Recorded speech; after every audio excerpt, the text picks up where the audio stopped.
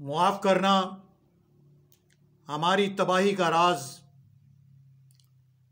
90,000 सबज number plate वाली गाड़ियां हैं, फिर उन गाड़ियों में 220 अरब रुपए का मुफ्त पेट्रोल जो इस्तेमाल होता है, और वो ब्यूरोक्रेसी जिसके घर में 550 अरब रुपए की बिजली मुफ्त इस्तेमाल होती है, और वो ब्यूरोक्रेट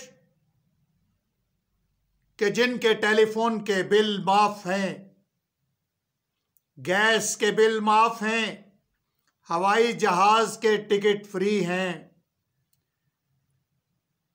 ये सब कुछ बंद होगा तो मुल्क बचेगा।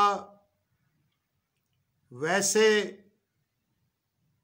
आपकी इत्तला के लिए अर्ज है कि इस मौजूदा निगरान गवर्नमेंट ने भी ब्यूरोक्रेट्स की तनख्वाहों और मराआत में बेपनाह इजाफा किया है, जिसका इसे कोई इख्तियार न था।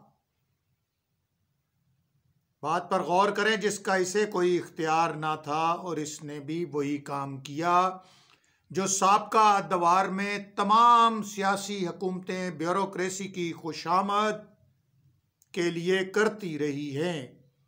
ये सिलसिला बंद होगा तो मुल्क आगे बढ़ेगा।